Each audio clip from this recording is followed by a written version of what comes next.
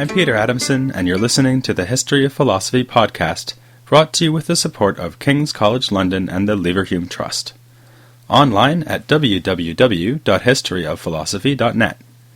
Today's episode, Caesarian Section, Philosophy in the Roman Empire. In the very first episode of this podcast, I pointed out that relatively wealthy societies have always been the fertile soil in which philosophy has flourished. It's no accident that pre-Socratic philosophy first emerged in the affluent trading cities of Ionia, or that Athens became the center for philosophical activity only after becoming the center of a Mediterranean empire. A bit of social disruption may not be an insurmountable obstacle, and can even be helpfully provocative. Just think of Plato's engagement with the political events leading up to the death of Socrates. But clearly, some degree of stability is also needed to ensure that some members of the society can become not just literate, but well-read, and have the leisure to devote their lives to reflection and study. So, you might expect that philosophy did pretty well in the Roman Empire. By the time of Augustus Caesar, who began his reign in 27 BC and died in 14 AD, the Romans already held sway not only over all of Italy, but also modern-day France and Spain, parts of Germany, Greece, Asia Minor, and the fertile lands of northern Africa. With some boundary changes, for instance the addition of a remote island the Romans called Britannia, the empire was able first to thrive, and then, at least, to survive, for centuries to come. While Athens remained strongly associated with philosophy, Rome itself played host to many a philosopher, including those who spoke and wrote in Greek. For instance, we'll find the most important late ancient philosopher, Plotinus, living there in the 3rd century AD.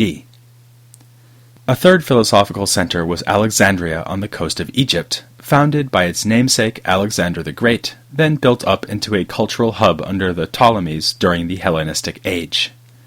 It was still important for philosophy as late as the 6th century. Plotinus, incidentally, came originally from Egypt, a reminder that philosophers who used Greek came from all over the Eastern Empire, and not only from mainland Greece. In fact, a good number of philosophers, such as the important Platonist thinker Iamblichus, hailed from Syria. Philosophy would still be a going concern in Syria even after the fall of the Western Empire. As late as the 9th century, Muslim patrons seeking translators to render Greek philosophical works into Arabic could draw on the expertise of Christians of Syrian extraction.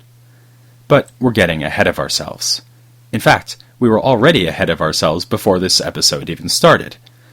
Here I am introducing philosophy in the Roman Empire, but we've already looked at several figures who wrote in the imperial age, including most obviously the so-called Roman Stoics. It's hard to miss the fact that they lived after the fall of the Republic, given that one of them, Marcus Aurelius, was actually an emperor. Other imperial age figures we've examined include Marcus's Dr. Galen and the greatest of the skeptics, Sextus Empiricus, who, like Marcus and Galen, lived in the 2nd century AD. I have to admit that dates have never been my strong point, but in this case the chronological confusion is not really my fault.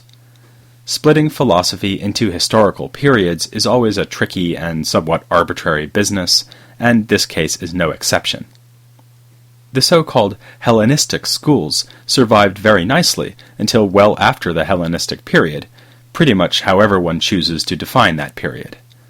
Thus we have Stoics, skeptics, and Epicureans still defending their school's doctrines, or lack of doctrines, well into the time of the Roman Empire. Conversely, the most distinctive philosophical feature of late antiquity begins already in the 1st century BC, the renaissance and ultimate fusion of dogmatic Platonism and Aristotelianism. During the Hellenistic period, Aristotle had a few adherents, but he was not a dominant figure. The Platonic Academy, meanwhile, adopted a skeptical bent. Once Aristotelianism and dogmatic Platonism came back into vogue, there was a kind of free-for-all, in which 5 or even 6 distinct schools had some claim on the best minds of the early empire. From the 1st century BC to the 2nd century AD, Aristotle began a comeback that would eventually see him crowned as the chief philosopher by all medieval traditions. Platonism also emerged as a force to be reckoned with. At this time, the philosopher, historian, and literary stylist Plutarch was able to declare himself a proud adherent of the Academy. By this, he certainly did not mean that he was a skeptic, but rather that he adopted the sort of Pythagoreanizing Platonism which had first been seen among Plato's immediate followers. Nonetheless, during this transitional period of the early empire, which is sometimes referred to as the post-Hellenistic age of philosophy, the Hellenistic schools were still going strong. I've already reminded you about proponents of Stoicism and skepticism in these centuries, and can further remind you of Diogenes of Oinoanda, the Epicurean. You may also recall that a sixth group, the Cynics, were still on hand to mock the pretensions of emperors like Nero and Caligula. Hand in hand with this proliferation of schools went an institutionalization of those schools.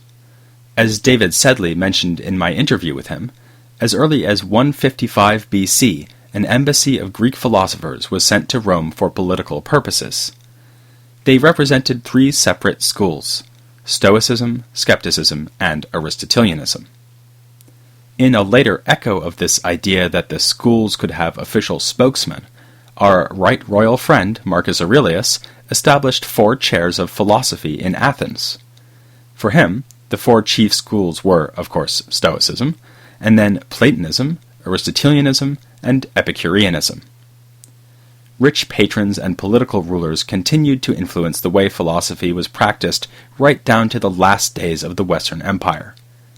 We know that Plotinus benefited from association with wealthy Roman aristocrats, for instance. These aristocrats typically sent their kids out to be educated, especially in grammar and rhetoric, a practice that influenced the development of philosophy. The case of Philo of Alexandria is illustrative. An aristocratic Hellenized Jew of the 1st century AD, Philo received an education that included the study of grammar, geometry, and the great Greek poets.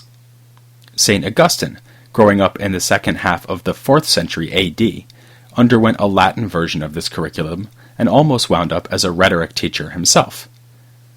The Christian Neoplatonist, John Philoponus, was sneeringly called the grammarian by his arch-enemy Simplicius, because he was a teacher of grammar. This same school structure would serve philosophy well in the imperial age. Like Plato, Aristotle, and Epictetus before him, Plotinus set up a philosophical school. Later, there were important schools of Platonists in both Alexandria and Athens. But what the rich and powerful give, they can take away. The Christian Emperor Justinian shut down the school of Athens in 529 AD, an act which has come to symbolize the dying of pagan philosophy in the late Empire. Because so much philosophy in the later ancient period was done in a school setting, we must always read the works of this period with pedagogy in mind. Some of Plotinus's treatises were written in direct response to issues raised by students in his school. In fact, the most voluminous body of philosophical writing in late antiquity had an explicit educational purpose. These were the commentaries devoted to the dialogues of Plato and the treatises of Aristotle, sometimes little more than records of school lectures expounding the texts of these two great masters. Here's a jaw-dropping statistic for you. By word count, about half of the entire surviving corpus of Greek philosophical writings consists of late ancient commentaries on Plato and Aristotle. More generally, in terms of sheer quantity, most surviving philosophical literature in Greek was written not in classical antiquity, but in late antiquity, the period of the later Roman Empire. Some of these works were written about 1,000 years after Plato and Aristotle. Those were 1,000 years during which texts could disappear. The fate of the writings of the pre-Socratics and of early Stoics like Chrysippus, for instance. This disappearance was not mere accident, a case of too many libraries going out of business or catching fire. Rather, it is a sign of evolving intellectual tastes. Until very recently, the preservation of any writing was a costly and time-consuming business. texts needed to be copied in order to be disseminated, and this was of particular importance when there were shifts in the technology of the book. In late antiquity, there was a shift from the papyrus roll to the codex, much more like our modern-day book, with leaves of paper folded, sewn together, and placed between two covers. Plato never leafed through pages. He rolled and unrolled. But by the time the scribes of the Byzantine Empire were copying out the earliest manuscripts of Plato that have survived until today, scrolls were an outmoded technology. The codex was the only game in town. Styles of writing, too, underwent transitions, with a major shift in the 9th century AD from writing in uncials, which is like writing all in capital letters, to writing in minuscule, which is more like a lowercase cursive script. Text could easily be lost when these shifts in writing technology and practice occurred. A book written in an outdated script was like the vinyl records in your attic, supplanted first by cassette tapes, then by CDs. With every change, someone needed to make a deliberate choice to copy out a text by hand in the new style. So, as texts were passed down from generation to generation, decisions were implicitly made about which works were worth copying. This means that the philosophical tastes of late antiquity and the Byzantine period were a filter through which Greek literature had to pass to reach us. The same is true of medieval European tastes and ancient Latin literature. It's no accident that the works of Platonists and Aristotelians have survived better than the works of Stoics and Epicureans. After all, Aristotelian Platonists were the ones who decided what would survive. Of course, this too needs explanation. We just saw that in the 2nd century AD, Stoicism and Epicureanism were honored with official chairs in Athens. So how did it come about that these two schools faded away, whereas Platonism and Aristotelianism rose into the ascendancy? If you were to lay the blame at the feet of one man, it would have to be Plotinus. Writing in the 3rd century AD, he defended a Platonist system that would become the dominant philosophy of late antiquity. This system went on to be a pervasive influence on medieval philosophy in both Arabic and Latin. Scholars distinguish this system from what came before by calling it Neoplatonism. Not everyone likes the term, but we're pretty much stuck with it, so I'm going to go ahead and speak freely of Neoplatonism and Neoplatonists in episodes to come, but with the following caveats. First, it's important always to remember that ancient Platonists called themselves just that, Platonists, and never Neoplatonists, this term having been invented only in the modern age. Second, it's not as if Plotinus came out of nowhere. There were Platonists before him, as we'll see starting in the next episode. Really, there is a continuous development of dogmatic Platonism starting in the 1st century BC. Third, and along the same lines, it's not as if Neoplatonists after Plotinus just agreed with him about everything. In fact, they often mention him to disagree with him, and there are many differences between his thought and what we'd find in, say, a Neoplatonist commentator in 6th century Alexandria. Still, it remains the case that Neoplatonism, in all its variety, ruled the roost in late antiquity.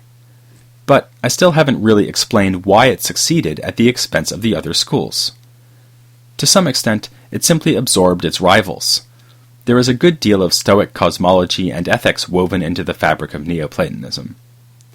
This co-opting strategy had been used already by Platonists before Plotinus, but he perfected it.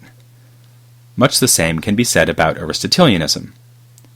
Plotinus's attitude towards Aristotle is a matter of some controversy, but there's little doubt that he managed to integrate a number of Aristotelian ideas into his philosophy, even as he criticized Aristotle explicitly on other points. We'll have ample opportunity to observe Neoplatonists expressing these mixed emotions towards Aristotle.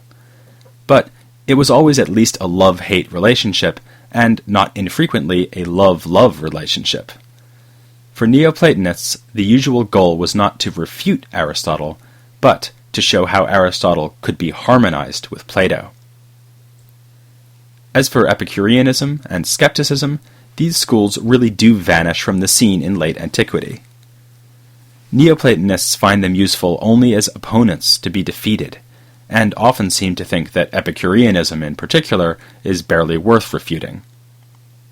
There are plausible historical explanations for this. With the dogmatic shift in Platonism, the skeptics lacked a sufficient institutional basis, such as the academy. Their anti-belief program had in any case been compromised in the days of the early empire, provoking a backlash by the more stringent skeptics who called themselves Pyrrhonists. But Pyrrhonism would not be influential again until the early modern period, when it appealed to authors of no less a standing than David Hume. Similarly, Epicureanism never regained the heights of devotion and articulacy we find in Lucretius, and it was universally rejected in the later imperial age. This outcome was certainly unpredictable from the standpoint of the 2nd century AD, when we have inscriptions of Epicurus being erected in Turkey and an endowed chair for the school in Athens. So what happened? In the case of both skepticism and Epicureanism, the answer may be that late antiquity was no time to be anti-religious. The skeptics suspended belief about the nature of the gods, along with everything else. The Epicureans did admit the existence of the gods, but immediately added that these gods have nothing to do with us, so we need not fear them. There was no place for such views in the religious ferment of the later empire, when paganism struggled to retain its cultural standing in the face of a new faith, Christianity. It was put forth with a vehemence and sudden success that was disconcerting, and sometimes terrifying, to its opponents. Adherents of traditional religion could not help seeing the Christians as disruptive fanatics. Pagan religious beliefs had always allowed for a degree of ecumenical inclusivism. Egyptian and Greek gods were identified with the traditional gods of the Italian peninsula, or simply added to the pantheon. By contrast, Jews and Christians made claims to exclusive possession of the truth. As monotheists, they simply would not play well with others. This led to violent conflict between Jews and Romans, and to even more violent conflict between Romans and Christians. The Christians began, of course, as victims of persecution, being fed to lions and that sort of thing, but over a period of several centuries, Christianity steadily gained power and influence, and then, finally, imperium. In the early 4th century, Constantine changed the Roman Empire into a Christian empire, and his successors mostly adopted the new faith. We'll be coming to an exception in due course. It turns out that this exceptional emperor was a Neoplatonist philosopher. Of course, the traditional cults and beliefs did not die out overnight. In fact, most of the significant philosophers of late antiquity were still pagans. I already mentioned that Christian hostility towards paganism could still affect the philosophical scene in 529 AD, when Justinian closed the school in Athens. I've also mentioned the bitter dispute between John Philoponus and Simplicius, a dispute not unrelated to the fact that Philoponus was a Christian and Simplicius a pagan.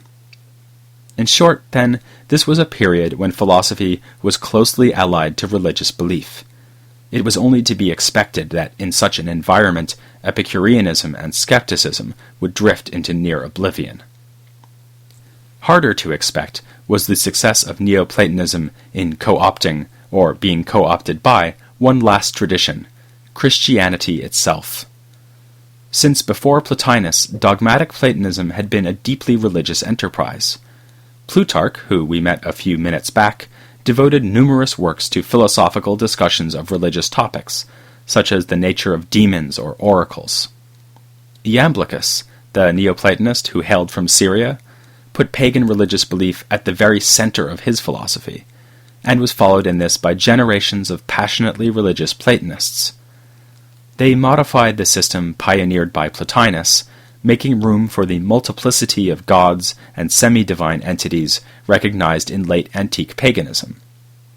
So it would seem that any marriage between Neoplatonism and Christianity was bound to be a stormy one. Nonetheless, despite the occasional marital squabble, Christians found in Neoplatonism a partner worth loving and honoring, if not obeying. This too calls out for an explanation. Part of the credit should again go to that man Plotinus. He was certainly no Christian, but his Neoplatonism was a fairly austere affair, metaphysically speaking. As we shall see, he posited a single first principle called the One, who bears a striking resemblance to the monotheistic God of the revealed religions. This resemblance made it possible for Neoplatonism to be purged of its more Baroque pagan structures, yielding a metaphysical picture that would be found attractive in 9th century Baghdad, in 11th century Constantinople. Indeed, it was possible for the tradition of commentary on Aristotle to pass from pagans to Christians almost without skipping a beat. Pagan teachers taught Christian students, and these students passed on the Neoplatonic reading of Aristotle to subsequent generations. We find the same practices of teaching and commenting on Aristotle not only in the Greek-speaking Byzantine Empire, but also among Christians writing in Syriac and Arabic up until the time of Islam. There is another reason that the monotheistic religions were able to absorb this strand of the ancient philosophical tradition. They had a lot of practice. Christians and Jews had been appropriating ideas from Greek philosophy since the time of Jesus of Nazareth. A somewhat older contemporary of Jesus, and like him a Jew, was Philo of Alexandria, who should be credited as the first representative of these faiths to engage seriously with Greek philosophy. Among Christians, the earliest church fathers were likewise deeply influenced by Platonism and Stoicism. Indeed, even St. Paul seems to have been influenced by the philosophical ideas that penetrated the worldview of antiquity. For this reason, the coming episodes will need to trace two parallel and intersecting stories within the history of philosophy. Not only the resurgence and triumph of Plato and Aristotle among pagan thinkers, but also the appropriation of the pagan intellectual heritage among Jews and Christians. This leads us to another difficulty, not unlike the problem of demarcating Hellenistic from later ancient philosophy. When does late ancient philosophy end, and medieval philosophy begin? Nowadays, figures like Augustine and Boethius are frequently taught in the context of classes on medieval philosophy. But these were indisputably men of late antiquity. Augustine lived from the 4th to the 5th centuries, and Boethius from the 5th to the 6th. Their worldview was shaped not just by the Bible, by controversies over grace and the nature of the Trinity, but also by Plotinus and Aristotle. Thus, the history of philosophy in Western Europe is difficult to split into discrete periods, ancient versus medieval. The same goes, of course, for the plain old history of Western Europe. Feudal structures of land ownership started to emerge already in late antiquity, as a strong imperial center disintegrated amongst civil war and barbarian raids. Perhaps this instability was one more factor that contributed to the popularity of Neoplatonism. It is, as we'll see, a philosophy that urges us to turn away from our bodily existence and towards a more perfect, stable realm. But before we get to Neoplatonism, we need first to look at its roots in the earlier so-called post-Hellenistic period. As Rome made its transition from republic to empire, admirers of Plato turned their back on skepticism. This meant a return to the Pythagorean obsession with number and the confident metaphysical speculations of the old academy. This is not to say that the immediate followers of Plato, Xenocrates and Speusippus, who we looked at in episode 51, were treated as unimpeachable authorities. For these early imperial Platonists, only Plato was beyond criticism, and it was possible to heap scorn on old academic interpretations of the master. These thinkers are sometimes called the Middle Platonists, because they come after the ancient Platonic tradition of the Old Academy and before the Neoplatonism of Plotinus. But this somewhat dismissive label masks their pivotal role in ancient thought. Middle Platonism paved the way for much of what would be new in Neoplatonism, and we count among the Middle Platonists two of the greatest philosophers of the age, Plutarch and Philo of Alexandria. So, join me next time to see Platonism rediscover its form, or rather forms, here on the History of Philosophy, without any gaps.